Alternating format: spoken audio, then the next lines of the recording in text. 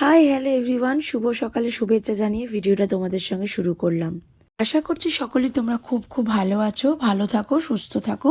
সকলকে জানাই অনেক অনেক শুভকামনা। আসলে আজকের ভিডিওটা একটু লং হতে চলেছে, কারণ আমি লং ভিডিও না দেওয়ার জন্য ফেসবুক আমাকে যেটা দিয়েছে সেটা তোমরা দেখেই নাও। সকালবেলা ঘুম থেকে উঠে এত বড় সারপ্রাইজ পাবো, মানে এত বড় বাঁশ পাবো, তা আমি ভেবে কুল করতে পারছি না। সব কিছু এভরিথিং তোমাদের সঙ্গে শেয়ার করেছি। আমাদের বাড়ির পুজোর ভোগ, কিভাবে আমরা ভোগ বিতরণ করি, এভরিথিং। কিন্তু মা যেদিন চলে যাচ্ছে সেই ভিডিওটা কিন্তু তোমাদের সঙ্গে আমি শেয়ার করিনি। আমার ভালো লাগা, ভালো মন্দ সব কিছুই তোমাদের সঙ্গে শেয়ার করি। তো দেখো, এখানে যে কটা দিন মা দুর্গা ছিলেন সে কটা দিন কিন্তু আনন্দে ভরে উঠেছিল। দেখো, আমাদের মন্দিরের বারান্দাটা পুরো ফাঁকা হয়ে গেল, আর আমার মনটাও খুবই খারাপ হয়ে গেল। সত্যি কথা বলতে, মা বাসন্তী মা যে কদিন আমাদের বাড়িতে ছিলেন, কিংবা মা দুর্গা আমাদের বাড়ি যতদিন থাকেন, 4টে দিন খুবই আনন্দ দেয়। তো তারপরে কিন্তু মনটা একদমই খারাপ হয়ে যায়। তারপরেও কিন্তু মা দুর্গা দেখো দশমীর দিনকে আমাদের আনন্দ দেন। কিভাবে? এতদিন পর আমরা মা দুর্গাকে নিয়ে গঙ্গায় যাচ্ছি ভাসান দিতে।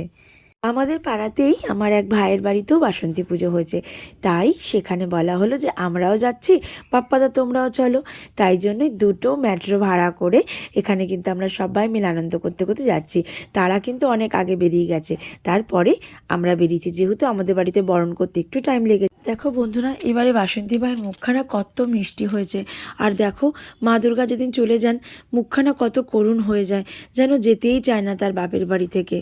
আমার শ্বশুরমশাইয়ের পূর্বপুরুষ থেকেই কিন্তু একেবারেই পুজো আচ্চা হয়ে আসছে, মানে সেই বাংলাদেশের বাড়ি থেকেই কিন্তু তাদের পুজো আচ্চা, তাদের সব কিছু।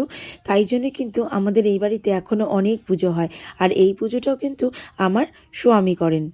আমি আরও একবার বলতে চাই, মা অন্নপূর্ণা দুহাত ভরে আমাদের আশীর্বাদ করেছেন বলে এই জন্যই কিন্তু আমরা এই পুজোতে কিন্তু আমরা মন ভরে কিন্তু সবাইকে প্রসাদ বিতরণ করি, প্রসাদ খাওয়াই।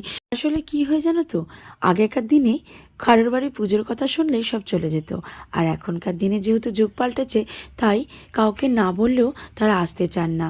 কিন্তু যারা আসার তারা এসে ঠিকই প্রসাদ নিয়ে যান। প্রসাদ হলো ভাগ্যের ব্যাপার। চলো, তোমাদের সঙ্গে তো আমি লং ভিডিওটা পুরোপুরি শেয়ার করলাম।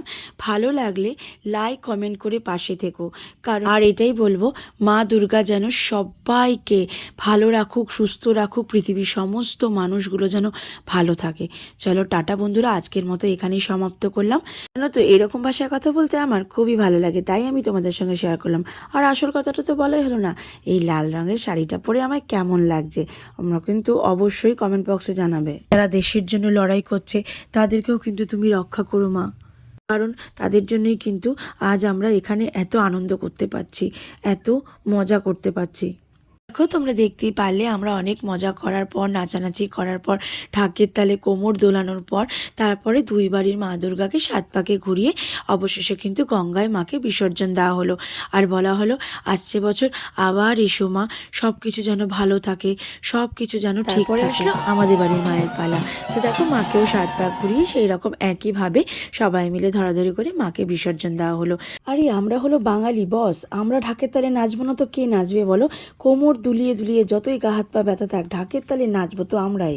সত্যি কথা বলতে বন্ধুরা, আমাদের এখনকার মানুষের জীবনে যা সমস্যা, সেই সমস্যাগুলো ভুলে থাকতে এই আনন্দগুলো তো চলেই। সবশেষে রাস্তায় গাড়ি দাঁড় করিয়ে কিন্তু সারদাময় মিষ্টান্ন ভাণ্ডার থেকে মিষ্টি কিনে খেয়ে বাড়ি ফিরে কিন্তু বজরংবলীকে আমরা ভাসান দিই না, আমরা বজরংবলীকে পুকুর পাড়েই কিন্তু রেখে দিই। তো চলো বন্ধুরা, টাটা। কেমন লাগলো অবশ্যই জানিও।